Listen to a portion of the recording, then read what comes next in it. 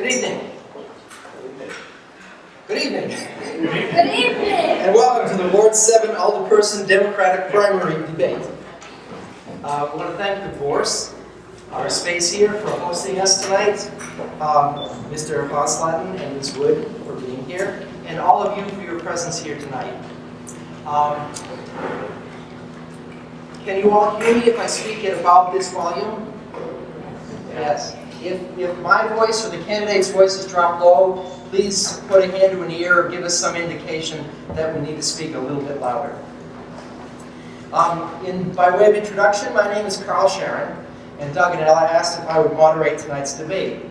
I currently serve as the pastor of Emmanuel Lutheran Church on Humphrey Street, right on the edge of Ward 7. Although I've not been involved much in New Haven politics, I've lived in New Haven for almost 30 years. And for 24 of those years, I served as the Lutheran campus pastor at Yale. So I have some familiarity with New Haven and politics and the town and all of that. Tonight's debate will run for an hour.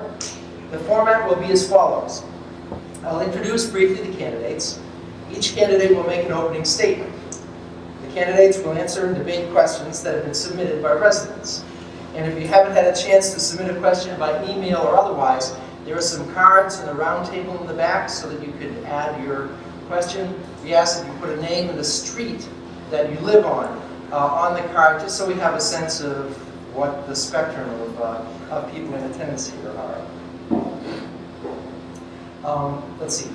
Candidates will take turns answering each question, and each candidate who answers first will then, their counterpart will have an opportunity to respond. For the most part, there'll be one answer, one response to the questions, but if some kind of questions seem to be debatable, then we may let the candidates have a little bit of a free-for-all with each other in several responses over the course of the meeting. Let me introduce the candidates. First is Ella Wood. Like many Ward 7 residents, Ms. Wood arrived in New Haven as a Yale student, where she majors in ethics, politics, and economics. Hailing from New Mexico, she was actively involved with environmental issues and homelessness issues, and the challenge of homelessness around her town.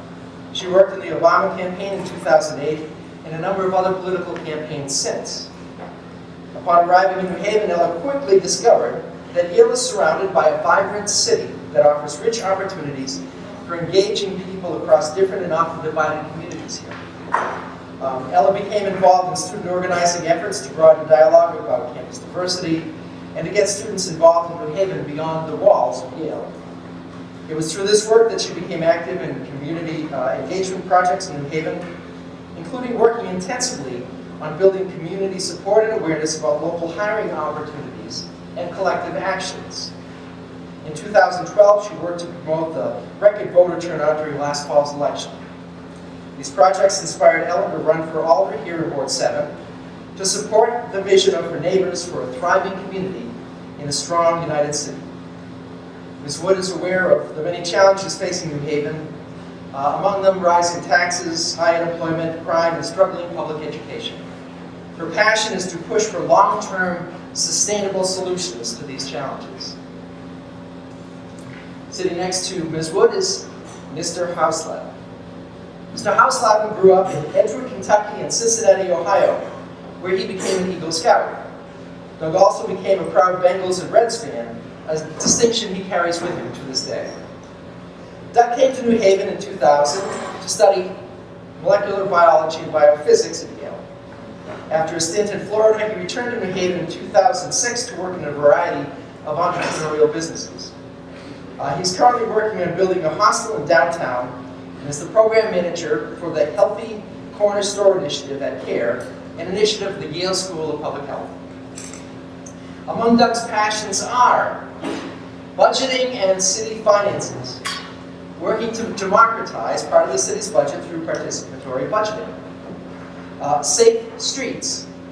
He serves on the board of the nonprofit Elm City Cycling, an advocacy organization for pedestrians and bicycles in the city. A third is diapers. Doug serves on the board of the Diaper Bank, which provides for the distribution of free diapers to poor families through existing organizations in the New Haven area. He also founded and promotes Run for Tendaba, which provides free lunches and school uniforms to students in Tendaba, the Gambia. And finally, Quality of Life for Residents. Doug is the co-author and coordinator of the 2010 New Haven Quality of Life Survey and has led community development workshops for 6 organizations in New Haven. Without further ado, I would like to present to you Mr. Hausladen and Ms. Wood, candidates for Ward 7 Alder.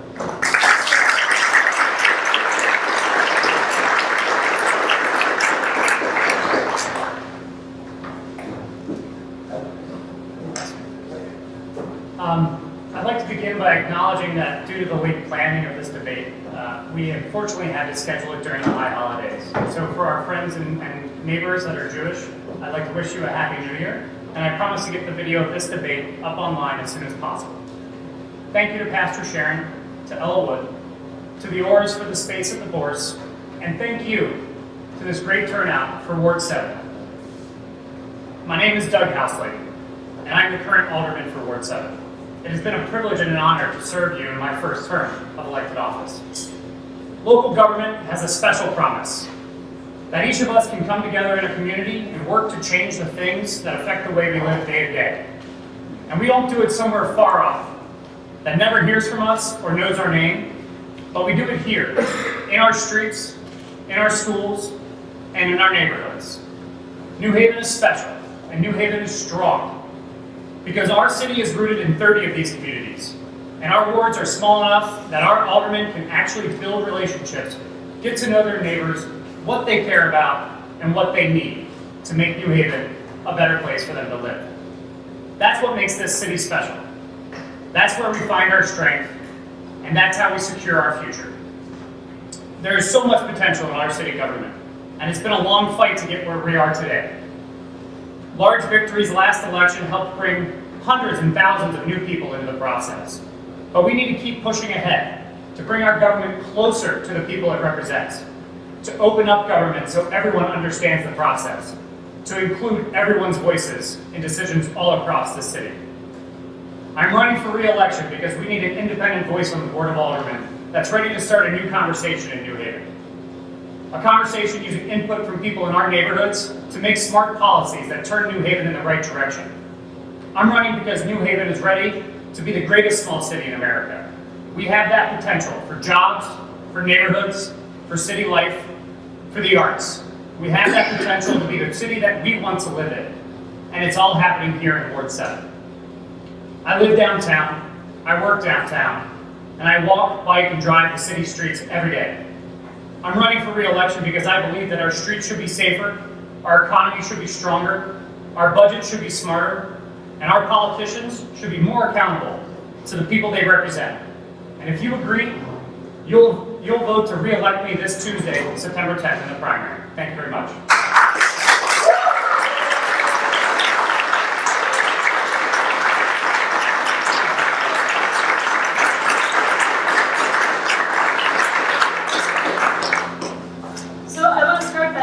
Carl and Doug's thanks to everybody who made this possible. I want to thank Doug for agreeing to this debate and Carl for agreeing to moderate. Carl has put a tremendous amount of work and energy into putting this together. And I think one of the reasons why that's so inspiring to me is because, as he said, he's someone who has not been a political actor, but he's someone who's been an integral and active part of this community here. And I think that's the kind of person who's been stepping forward as a leader in New Haven recently, and that's the kind of person who I want to bring to the conversation in a more dedicated way in the next few years. I also want to thank our hosts for the boards and everyone who showed up tonight.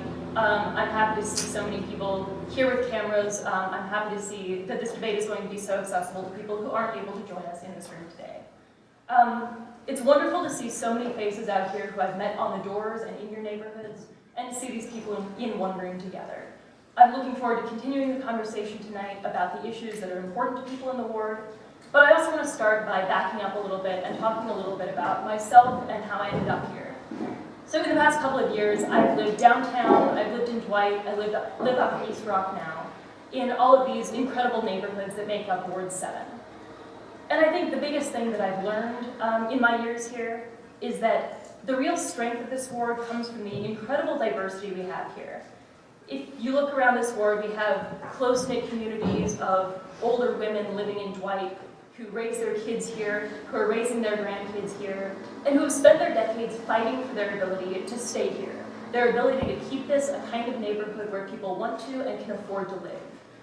We have families downtown who have grown up here surrounded by the bustle of economic development, by all the busyness that comes with downtown life.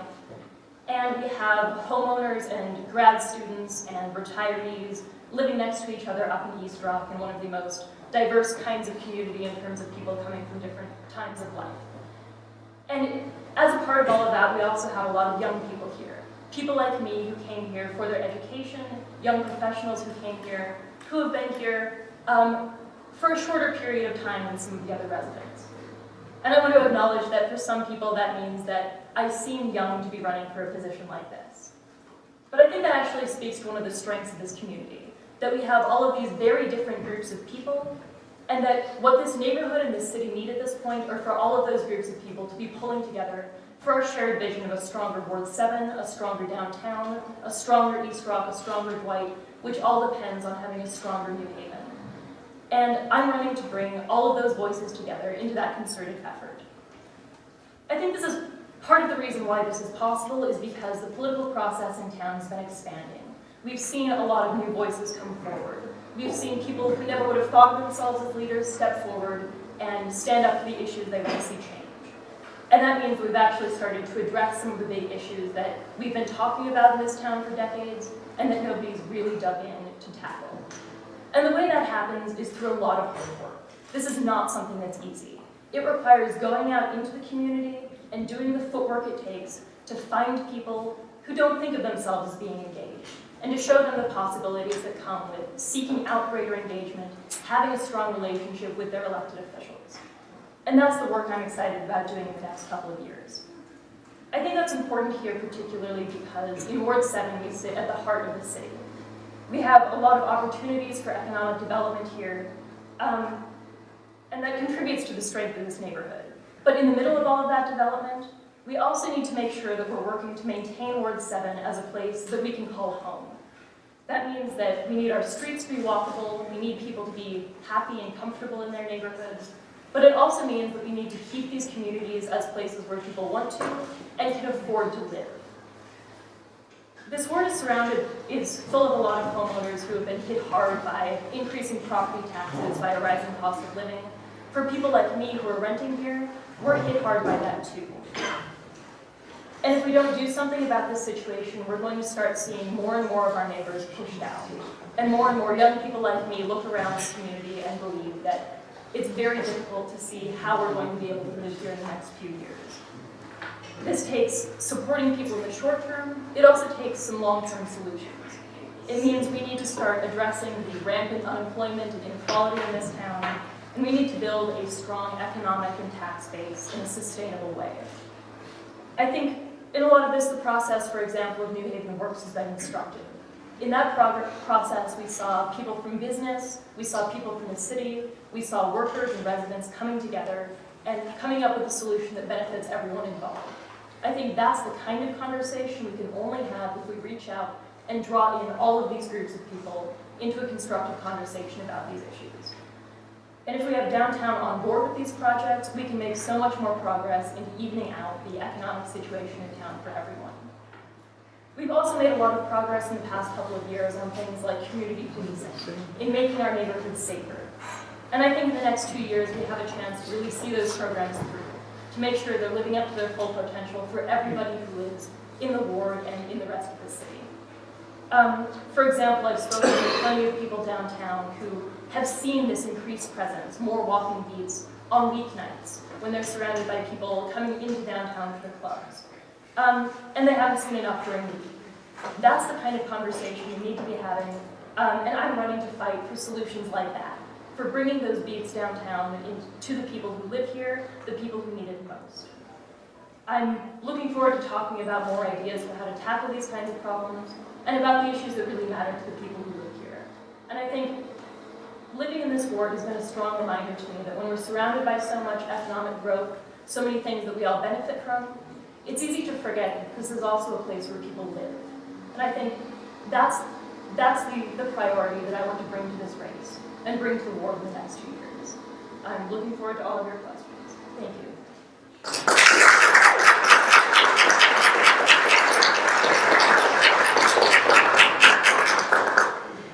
A number of people emailed questions to me earlier, and so I'm going to go through the questions that were emailed about in the order in which they were emailed to me. And they'll cover a whole variety of topics, and there are a couple that overlap. So, and then again, a few others have put questions forward. If you have any that you would like to, please fill out a card and send it forward. First question, Doug, we'll have you answer and Ella respond.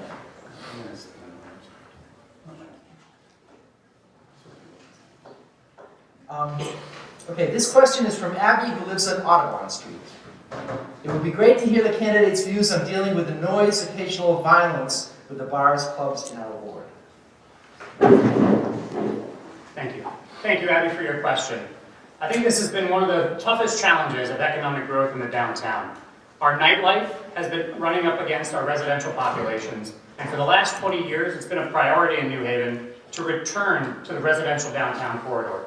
We actually have the most populated downtown in New England, with over 14,000 residents living within a quarter mile of the New Haven Green. What we've been doing as a community for the last 5 years, as I've been serving as the vice chairman of the management team, also as the chairman of the management team, is holding quality of life forums where we've actually been able to have conversations in our community, figuring out extra duty police officers and how they've been servicing the bar owners downtown. We've been able to have that kind of conversation over the last 5 years and help to sort out a better system for getting rid of the hold-down jobs in the police department for our bar owners. Additionally, the noise is a big problem in our downtown, as it is in East Rock. It's a different issue in East Rock than it is downtown. Right now, the health department is the only department that enforces noise that is a stationary object. And we're working in a task force in our 9th Square and 360 residents to actually tweak the languages of our ordinances to allow the police department to enforce this on a consistent, regular basis. Because some of the things that we need to work on is regular enforcement. Regular enforcement helps set the tone in our downtown for our nightlife, helps the residents sleep at night, and is actually a better driver for our economic engine, which is our downtown Ward 7.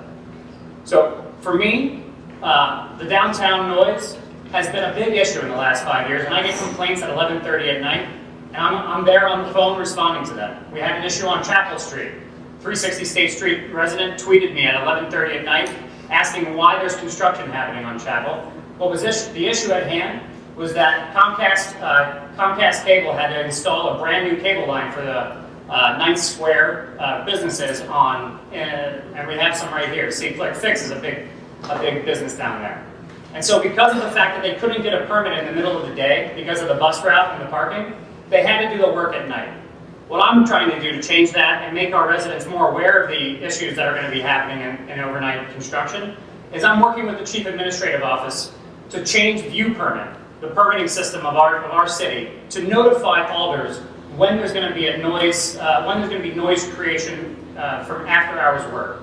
And very simply, with that little tweak, a very simple checkbox can be checked where I'm sent an email, and then I turn around and notify tenants to let them know what they're going to be expecting. But it's construction noise and it's nightlife noise, and we need the enforcement on the nightlife, and we need the technological solution for the construction noise. Thank you.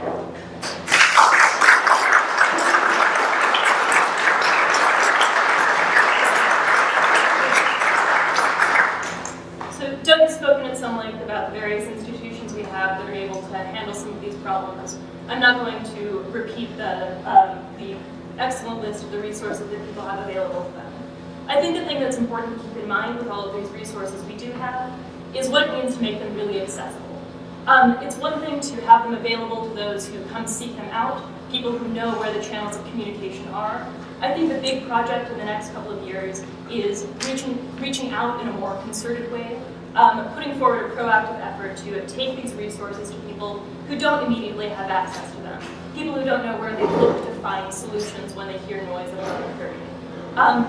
I think that's something that takes a lot of footwork. I think it's something that we have a lot of strong networks of people in this community who are willing and able to handle. I think the other important part of this problem, especially in the downtown area, is looking at the different departments that handle city services. We have a lot of overlapping service programs, especially in downtown, where the Yale Police Department and the New Haven Police Department overlap and have to negotiate where they're patrolling, where they're working, how to coordinate their efforts. I think that's something that is very difficult to handle from a top-down administrative level, no matter how competent your administrators are or your elected representatives are.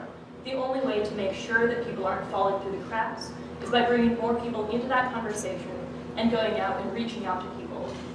We have plenty of forums for discussion of public safety, plenty of strong management teams.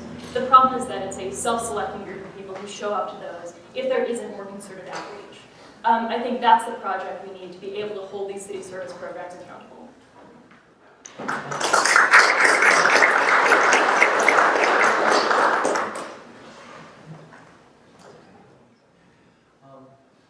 Let's see. Alder suggested that we save applause for the end of our debate and questions so that we can kind of more quickly move from one to another. Would that be okay by the assembled group? No. No. All right, the people have spoken. Okay, a second question.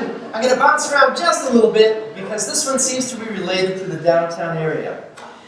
This question comes from Hilton from Audubon Court and also Peter from Chapel Street.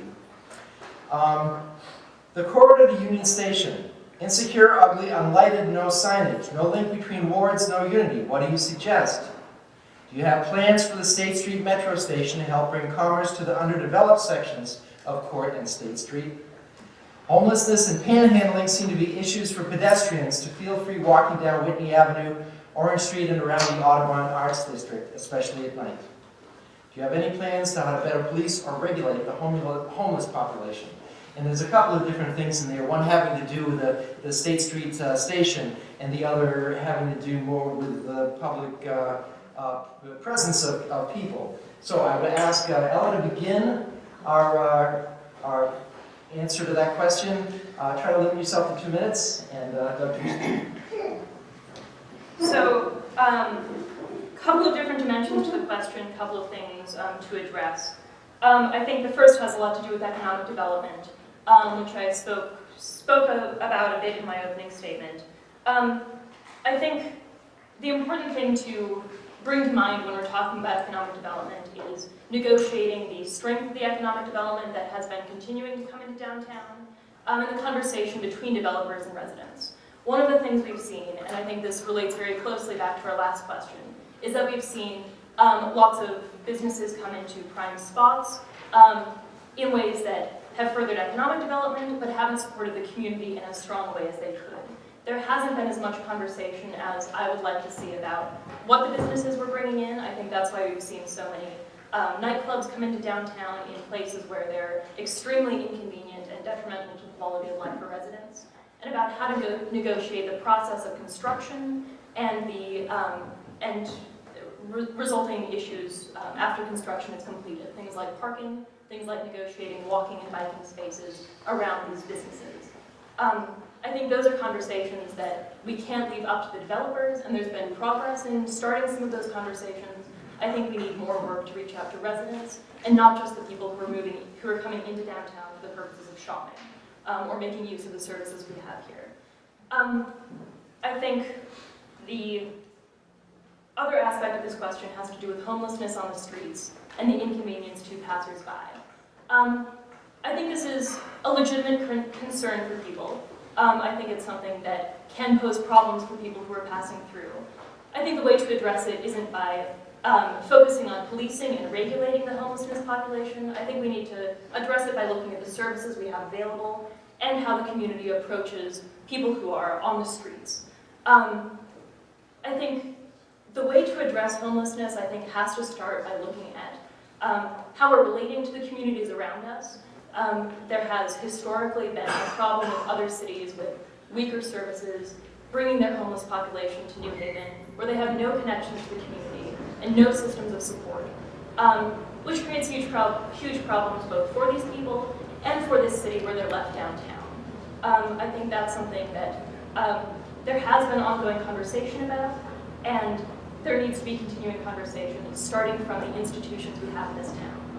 One of the things that I have seen growing up at home in New Mexico is an incredibly strong church community that, particularly through my mother's church, that started incorporating some of the homelessness population from a service perspective first, providing free food, things like that. That's something that the city has existing programs for that need constant support, need constant strengthening. The part that the city can't provide is directly, but the Board of Aldermen and our relationships with the people in our communities has, is the potential for integrating people into communities in a more intentional way.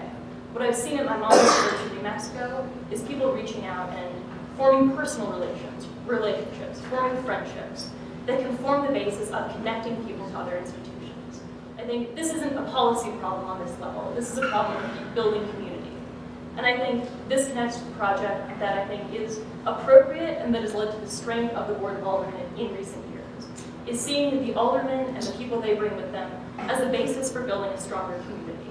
I think that's the way to integrate people who are very different from the set of people who show up to block watch meetings, the people who are there complaining about panhandlers. It's the way to integrate voices of people who are consistently left out of political conversations anywhere you go. Our transient populations, our low-income populations, people who are left out on the streets. I think that's where the focus of this project needs to be.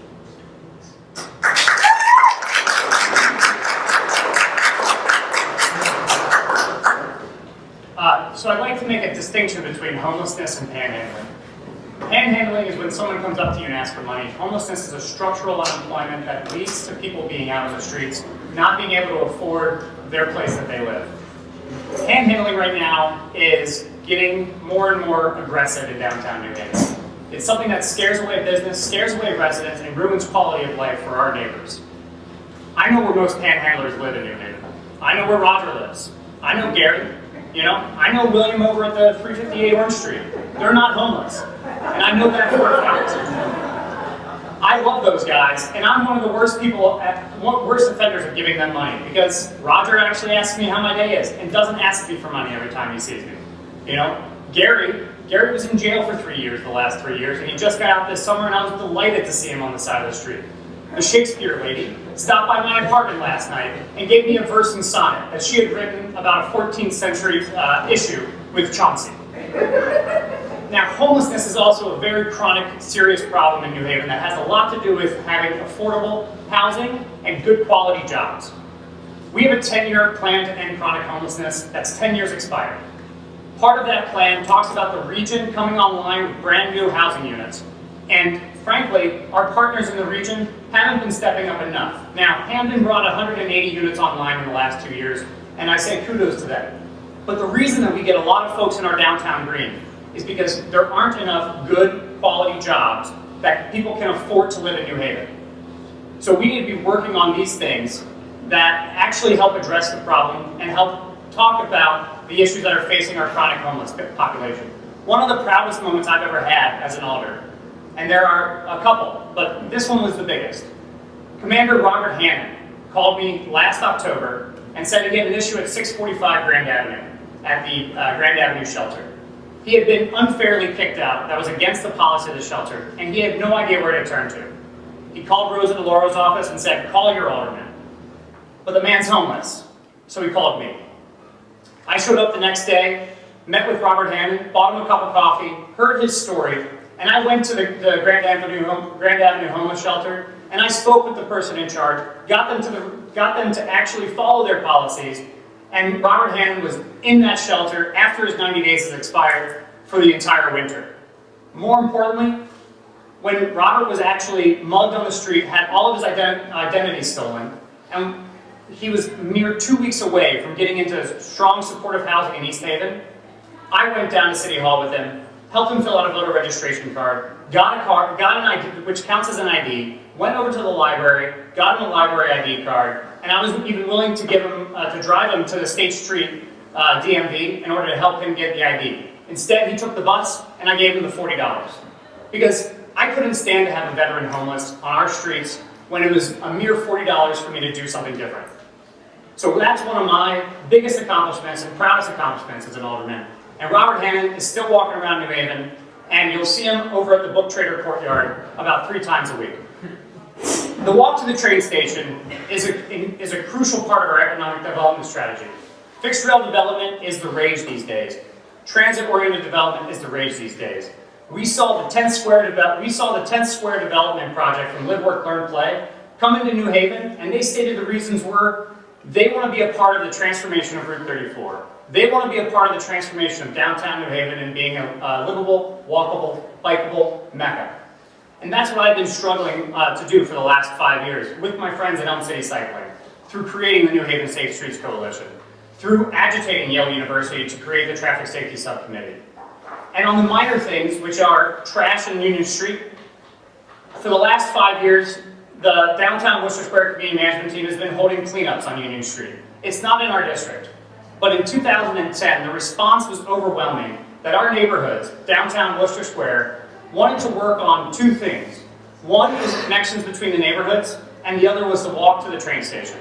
And because of that survey, because of asking people what they wanted us to work on, I was able to go out and find a location for a dog park, because one of our business owners was bringing his dogs downtown, and he had nowhere to take them out in the middle of the day and let them run without a leash. So all of this is part of the community development plan we worked on in 2010 at the management team, and now, proudly, in 2012, we opened the Union Street Dog Park.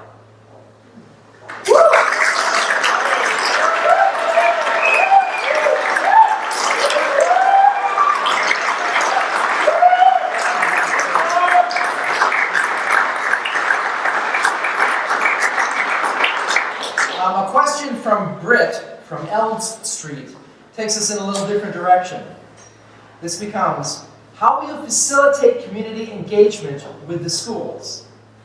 Doug, I think I would like you to answer this first, and I'm going to start holding us for 2 minutes for an answer and a minute and a half for response. I apologize. As anybody knows, I love to go into the weeds and talk very, very much. So, community engagement with our schools starts with schools in our neighborhoods. The New Haven Academy is slated for a $40 million Renovate Like New project. And when I started representing Sohu area of Ward 7, that was on January 1st of this year, no member of the community of the Lincoln Bradley Neighborhood Association was represented on the committee that overlooked the design of the New Haven Academy. The first thing I said in the meeting was, where are the neighbors? Where are the neighbors?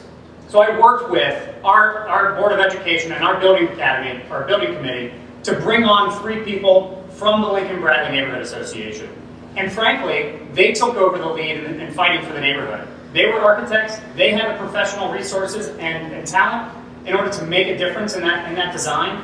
And all I did was open up the conversation and bring them into the committee.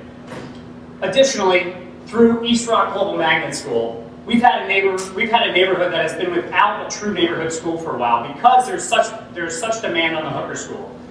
So I'm very proud of the work that the neighbors have been doing in the last 5 years with regards to East Rock Magnet.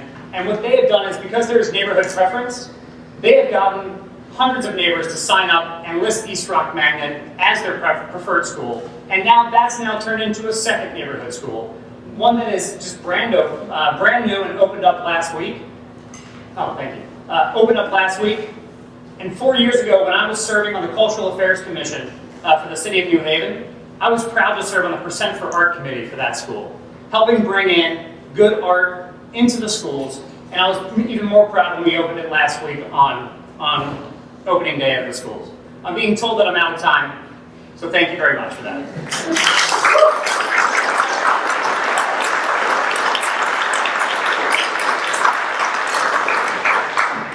The education system in New Haven is one of the issues that we have all been talking and hearing about for a long time here. There's been a lot of conversation about the dire straits our education system is in, and it's something that is going to take a lot of focus in the next couple of years, especially as we're facing the budget shortfalls that are hitting New Haven pretty hard right now.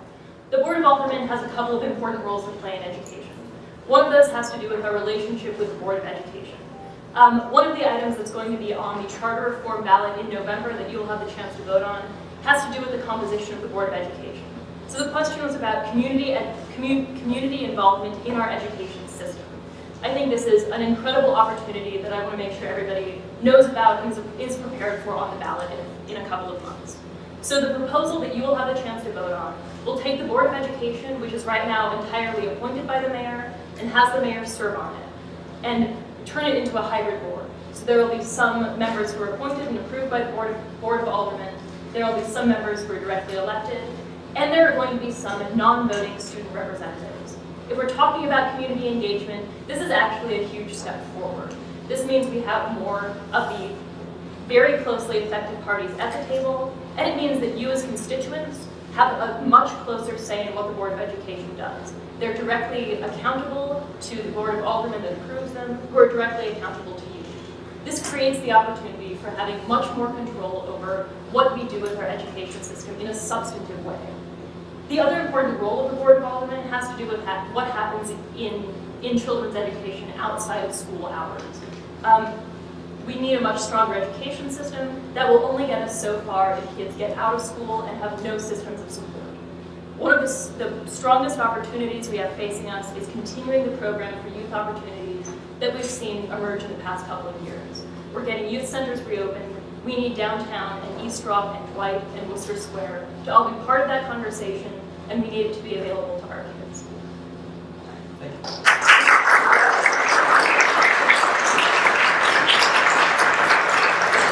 I have a two-part question from Mark, who lives on Olive Street in the Smoothie Building. First is for Ella. Ella, I am a full-time year-round resident of New Haven. When our streets are not plowed this winter, will you be here helping us or back home in New Mexico?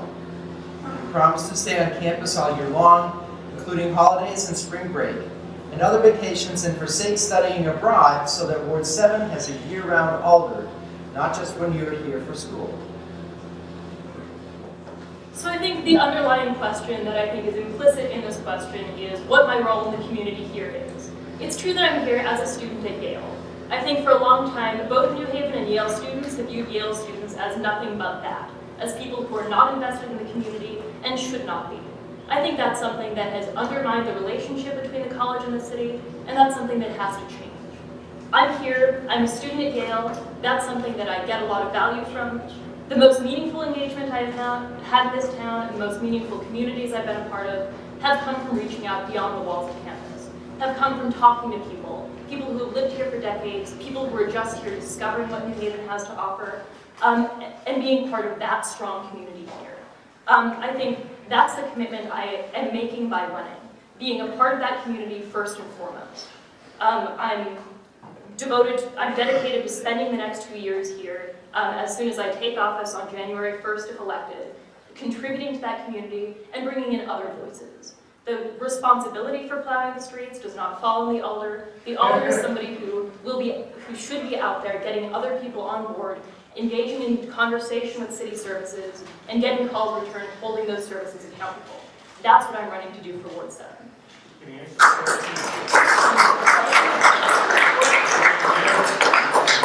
the question? Yes. Am I committed to staying here Are for you the going to next be 2 here? years? Yes. Okay. Yes. Thank you. Okay, Doug, your part. What can you do to connect more with Yale students in Ward 7 and involve them with the ward during their time here? Can a non-student represent the needs of student residents as well as a fellow student can?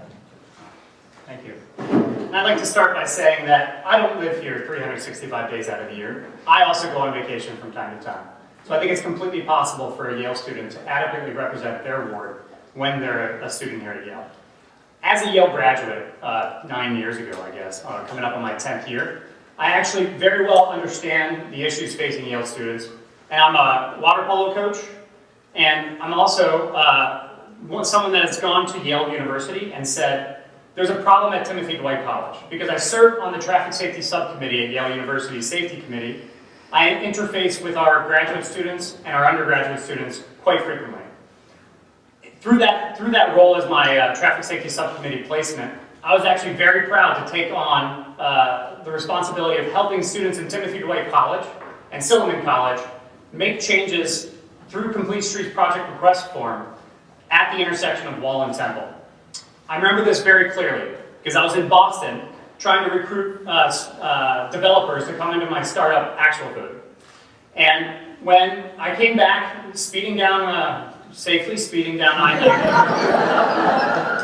I appeared in Timothy Dwight Common Room, and I was with Kirsten Bechtel, a doctor, that's the chairperson of the Traffic Safety Subcommittee. I was with the dean of Timothy Dwight College and the director of operations of Timothy Dwight College, but more importantly, I was with 15 students from Yale University.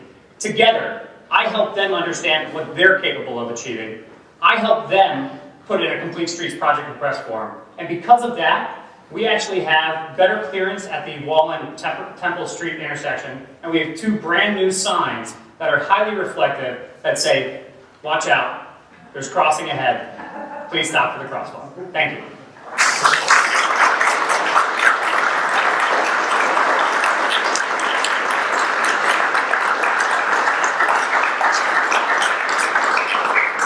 A question that comes to us from Marissa on Pearl Street, and similarly from Josh on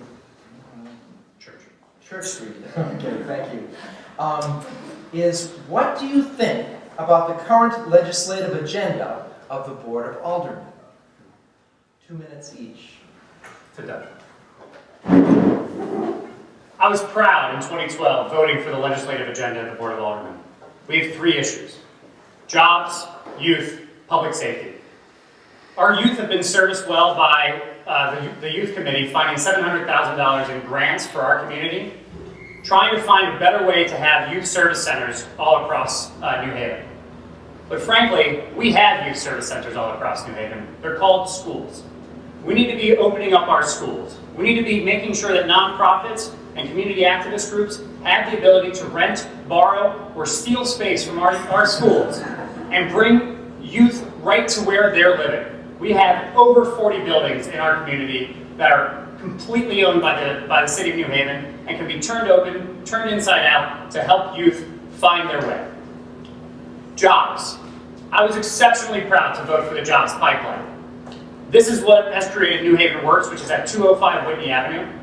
And New Haven Works is a terrific jobs program. We also have CT Works, and we have a federal jobs work program over in West Park. Yeah, West Rock Park, sorry about that. So the problem with the jobs pipeline is that it doesn't go far enough. Right now, the big secret sauce of the jobs pipeline is that Yale University is committed to hiring from that pipeline, from trainees that go through their pipeline, and at the end, there's a job waiting for them. The big problem about only having that one employer is that the 23% structural unemployment in the 6 neighborhoods I work in for care, a lot of the folks that can't get a job have a felony record. And those felons are also the ones having the worst case of recidivism and creating 95% of our violent crimes. So there's no ban the box at Yale. We need to be doing more through our construction workforce initiative and our CEO to get folks placed in jobs that actually they can do, that they can do in construction in New Haven, because we have $1 billion in construction next year. And that's what's going to turn New Haven around.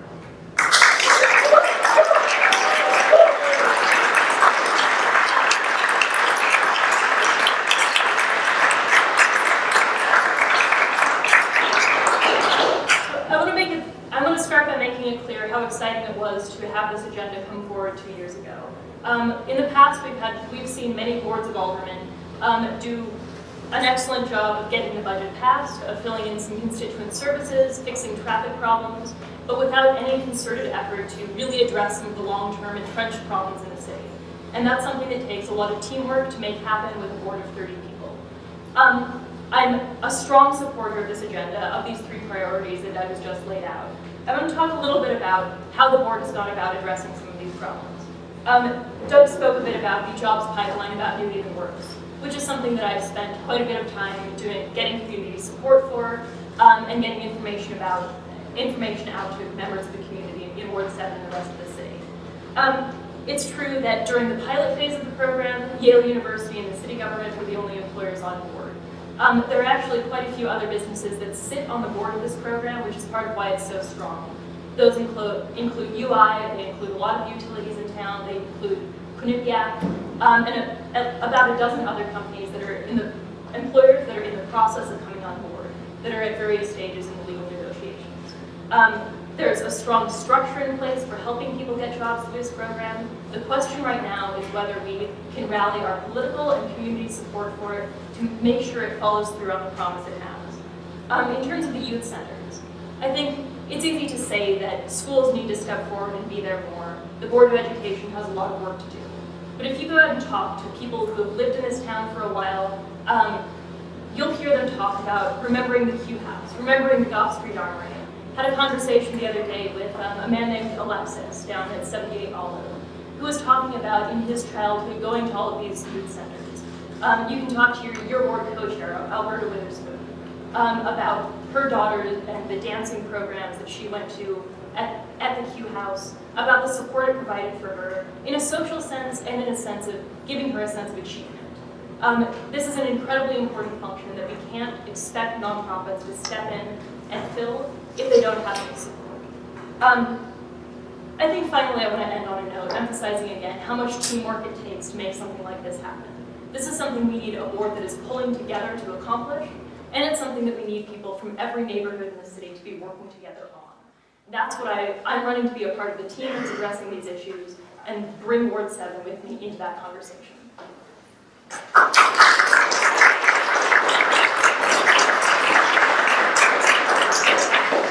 This next question comes to us from Joe, who lives at Orange and Crown. Of all of the issues that you have talked about and that you have stressed as being important to you, what one issue and one proposal would you set as the highest priority should you be elected Alder of Ward 7? So I think the one issue that I think unites a lot of the themes of things that are important to people's lives in this ward are keeping our communities livable, of keeping them affordable and friendly to a diverse range of people. I think one of the most incredible strengths of this ward is the way that we combine so many different neighborhoods, which are each in their own right incredibly diverse places. We are in danger of losing a lot of that, and that I think is the greatest threat to this city and to this part of the ward. The way to address that is by combating the economic problems across the city that are starting to push people out. People's property taxes are going up. I was talking just the other day with a woman named Natalie in Audubon Court. These are nice apartment buildings, lots of people who have been here long term, but people who are starting to move out. Natalie herself is looking at leaving in the next couple of months. And this isn't a problem that's unique to East Rock. If you go down to Dwight, we have people here people down at 65 Dwight, who have seen the ownership of their apartment building change hands in the past 10 years. And seen an effort to bring in different groups of people, to bring in grad students, to raise rents. This is all a function of the incredible disparity we have in this city. The only way to address that is by tackling the unemployment problems we have, tackling the crime that segregates our neighborhoods. The way to do that is through getting our economic resources here on board with programs like New Haven Works, like other efforts like promoting strong community benefits agreements, so that all of the economic development we do have is doing its best to support the rest of the community. That's the way to make people want to continue living here, and it's the way to keep people like me, people who look around and know that in a few years we may not be able to afford this neighborhood, to keep us here in East Rock, in downtown, in Dwight, in Worcester Square.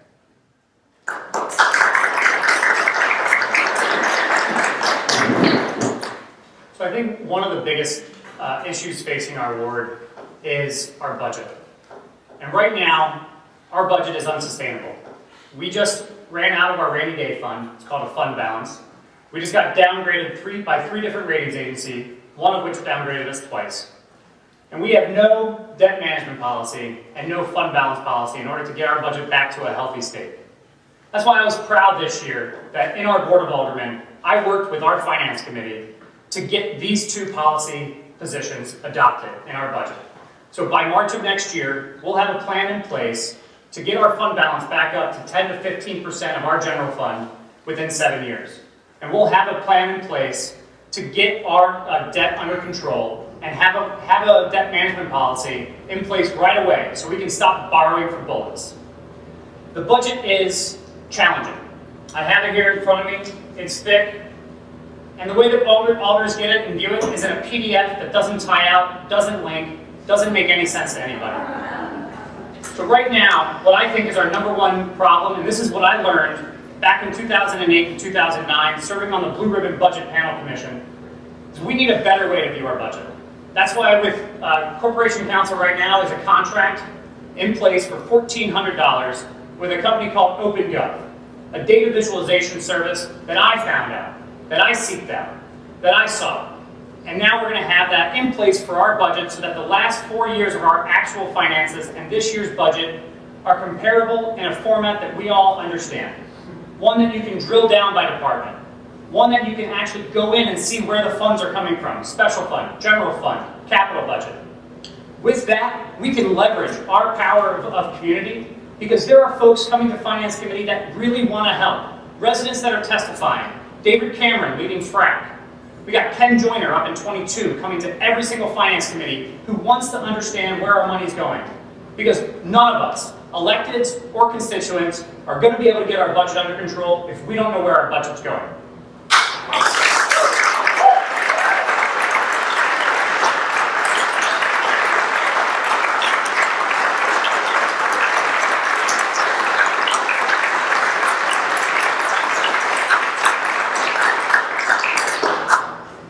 Our hour of debate is beginning to wrap up at this time. We have about 10 minutes left, and we would like to take this time to allow each of the candidates to make a 4.5 minute closing statement for you. Ella, I think you're going first. Is that right? Excuse me, can I ask one question before you do that? Sure. I'm an 81-year-old man who lived out at the E-Lot. It's a very lonely place at night outside. Can you tell me, either one of you, how many people were shot in Ward 7 this past year? Repeat the question. Okay. How many people were shot in Ward 7 last year? Thankfully, in 2012, we had 0 gun deaths, and we had 0 gun shootings where someone is shot and doesn't die. In 2013, unfortunately, right on graduation weekend, we had a gun battle at Crown and College. Unfortunately, a gentleman from Bridgeport passed away that night. That was our one murder in District 1 in 2013. Unfortunately, though, there were 2 other gentlemen that were injured that day in shootings. And another time at Center Street Lounge, which is now called Club Exhibit, another accidental gun death, or another shot went off, and somebody was shot in our Ward 7. Downtown Ward 7 is the safest neighborhood in New Haven, Connecticut. It is that way because of the ambassadors, because of our police department, and because of the Yale Police Department and Yale Security. It's also that safe because of the block watch and the management team and folks that are looking out for each other. So to answer your question, Jay, 1 this year. Thank you. Did you want to respond to that, or just go into your... I'll respond quickly. I'm glad this is an issue that came up, the relative safety of downtown compared to some of the other parts of the city. That's a very real fact of life in downtown and in East Rock and in a lot of other parts of the ward and nearby areas. I think the incidents that Doug has talked about demonstrate very clearly, though, that even if we're in a safe downtown, even if we're not seeing shootings on a regular basis, we're affected by the crime and the problems that contribute to crime in the rest of the city. Downtown and East Rock cannot sink or swim on our own. We depend economically on other parts of the city, and we depend for our feeling of community, our feeling of safety, on the rest of New Haven experiencing that same prosperity, on the rest of New Haven coming up to a stronger place in a way that the entire city, including downtown, including East Rock, including Dwight, including Worcester Square, that we all deserve, and all deserve to be able to work on. I think the example of crime is something that is very close to a lot of people's lives. I don't think it may be physically further away for those of us who live in this part of the city. It's something that touches our lives emotionally and directly too. Thank you, and thank you for raising that question, because that was an issue that we had not addressed up until now, and a very important one to bring up. If there are no other burning questions, then let's give our attention to Ella for her closing statement. So I want to start by talking a little bit more about where we stand right now, that I think has a similar sense to what I was just talking about the situation with crime. A conversation I had recently with Amy from Worcester Square put this into sharp focus for me. Amy is someone who has done a lot of work at the state level. She's been an advocate at the state legislature for things like reforming youth prison sentences. And she lives here in New Haven. She's a young professional woman. She's in law school. Someone who's closely attuned to the problems that surround her, to the incredible inequality that she sees just a few blocks away. But the other thing that Amy put incredibly profoundly, that I think summed it up for me, was talking about how easy it is for her peers and the people around her to not see those problems, to feel as if they're disconnected from the problems that are plaguing other parts of the city. And Amy spoke very eloquently about the feeling that that generates of a lack of investment in solving these long-term issues, but how much she wanted to fight back against that, how much passion she was bringing to pushing against these issues around her and in the rest of the city. And if there's one thing that I have found most inspiring about the people around this ward, it's the amount of fight that is in the people here. Look at Ovella Watts, one of the strongest community leaders I have ever met. She's down at 65 Dwight, the old trade union plaza. She's someone who has faced many attempts, economic pressure, to push her out of the city, to abandon the place that her family has called home for 40 years since her building was built. Her response to that wasn't to leave. Her response wasn't to try and raise funds for herself. Her response was to bring other people with her and to fight back, to tap all of their legal resources, to hold a press conference, to rally public opinion, to protect their rights. I think that's the kind of vision that needs support from a political level. She did this without being connected to other parts of the ward, and she won. She and her community won the fight they were fighting. That's something I've seen in every corner of this ward, and that's what I am running to try and bring together and bring to the project of improving New Haven as a whole. There are lots of important projects that our current leaders have tackled. Doug has spoken eloquently about the need for more transparency, about his plans for increasing accessibility. I think, and about the importance of things like traffic corridors, things like improving the walkability of our neighborhoods downtown. All of that's important. All of it's connected to bigger issues. But if that's where the conversation stops, then downtown and East Rock and Worcester Square and White are all going to be dragged down by the problems we're surrounded by every day. Looking around this neighborhood, it's very difficult to see my neighbors facing these pressures, facing the crime that surrounds them, facing the economic struggles that are pushing people out every day, without any plan for how to pull up the rest of the city, how to keep people in that fight. That's the support that they need. And what it takes to do that is not just one person coming up with ideas, bringing them to the board, as helpful as that is. We need a team of people working on the board of aldermen together, a team of people who has these issues in sharp focus, and we need them to be bringing the rest of their community with them. The work I've done in the city has been oriented towards bringing people with me into the conversation.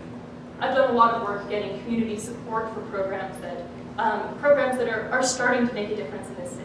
Things like New Haven Works. I think that's the kind of work that it takes to change a conversation. It's also the kind of work it takes to hold politicians accountable for their priorities. It's easy to run and have a litany of things that we can put on the legislative agenda, to run and talk about wanting to support youth, wanting a strong jobs program. The way to make sure that happens is by doing a lot of community outreach, doing a lot of footwork. It's one thing to be accessible as a legislator, to be there when people come to you, when people know who you are and bring their issues to your doorstep. It's a very different project to go out there and reach out to people who have not been part of the political conversation. That's the work that I have been incredibly honored and privileged to have the chance to do in this city. Before the campaign started, with every day I have been out there on the doors since I got into this race. And to see other people doing for the people around them. Going down to 90 Park or to McQueenie Towers, we have these strong communities of people who, in other circumstances, would, demographically speaking, if you look at the nation, be very unengaged. But we see neighbors going out to each other, getting each other absentee ballots. Some of the leaders in these buildings have done incredible work, have some of the most airtight systems I've ever seen for getting ballots out to people, for getting people to the polls, for making sure people have access to the candidates and are involved in those conversations. If we had a concerted effort to do that, if we had those networks of people connected, that effort would be much stronger and would push this agenda that affects all of us here. the problems of jobs, of economic development that leaves some people behind, of crime and youth problems, that's the way to hold that agenda accountable. I'm running to bring not just myself into office, but this network of people who have stepped forward as community leaders, who have the power to bring people into that conversation. That's what this board needs. That's how we're going to bring the rest of the city with us. That's how we're going to have a sustainable, strong Ward 7. Thank you all for coming out to the debate. Thank you for all of your questions. Thank you again to Doug and to Carl and to our host here at the Homes.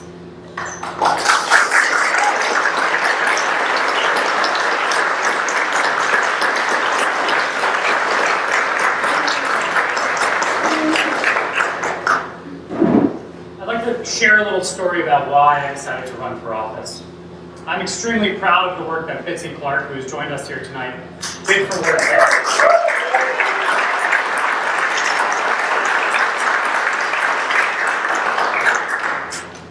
When I was living at 123 York Street 3 years ago, I remember going outside and seeing Walgreens, seeing that the manager of Walgreens didn't like the fact that the landscape was getting trampled by its pedestrians. So instead of just letting it go by, as a citizen, I walked over to Walgreens, talked to the sales clerk, got the name of the manager on duty, got up to the general manager, and then to the regional manager, and had a conversation about what they were planning to do at that intersection. Because as we know, York and George is one of the entrance points of the city, or it used to be when we had an exit 334. So what I ended up doing was, after long conversations, multiple conversations, engaging our community on See-Click Fix through our management team, and talking to residents and neighbors, I coalesced the best possible solution for that street corner. They wanted to protect their landscaping, so they decided they were going to erect a 4-foot fence, preventing their customers from coming into their parking lot. I went and asked them two simple questions. How much of your business is foot traffic? And how much of your business is coming from the north on your street? The answer was 80% foot traffic and half from the north. And I said very clearly, why would you want to stop people from coming and shopping here? And so after 5-6 months, which takes a lot of persistence and a long time and numerous phone calls, I was able to work with the general manager and work with the regional manager, as well as their contractor, and help build a pedestrian-safe environment that allowed people to walk through on these stones that you now see today. I did that because I care about making New Haven walkable, bikeable, and safe for our shoppers to cross the street. Something else that I've done, and I've done this not for me, but for the folks that are less able-bodied, because I can still run a 7-minute mile. I can run across the street if I need to, and I can cross 4 lanes of traffic in 7 seconds. But for the folks that are children, elderly, handicapped, or the folks that are just having a tough day texting somebody because they're looking at their phone, we needed to make the Whitney and Audubon intersection safe. So how did we go about doing that? A lot of hard work, communicating with residents, communicating with stakeholders, and a lot of follow-through. So back in 2008, when I helped form the Safe Streets Coalition, our New Haven Safe Streets Coalition went to Yale University, wrote a letter, engaged with the administration, and after 3 years of conversations, reports that the community put together, that I helped write, that I showed up for, we actually got Yale to form a traffic safety subcommittee, which I now serve on. And through the conversations at that traffic safety subcommittee, Yale University has now stepped up to the plate after 2 years of this committee being in existence, and they have put forth $150,000 to help redo the intersection at Whitney and Audubon. Now, that intersection didn't come out of thin air. I have been asking our government officials, our bureaucrats, to put a crosswalk there for years. The fact of the matter was, our businesses are vacant on Audubon Street. Anybody that goes to the Audubon Arts District knows that there are too many vacant properties on the left-hand side when they're walking down. The reason is no one can get there. It's a walking mecca once you're on Audubon Street, but no one knows how to get there.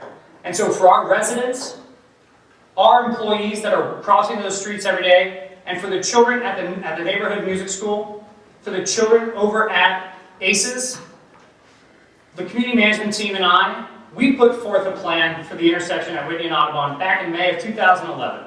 It was the first ever Complete Streets Project request form ever submitted. And through years of follow-up, years of persistence, and years of talking with stakeholders, residents, and community leaders, Last Monday, we announced that there's a brand new intersection coming, thanks to Yale University, thanks to the City of New Haven, and thanks to the community leaders that put it together. This is the type of alderman I am.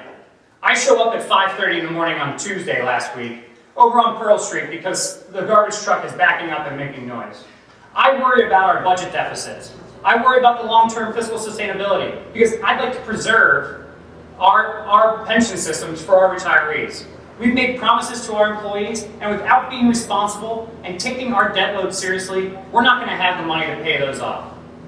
I'm running for re-election because I'm proud of the work I've done, I'm proud of listening to you, and I look forward to working with you for the next 2 years to continue to make New Haven the greatest city in America.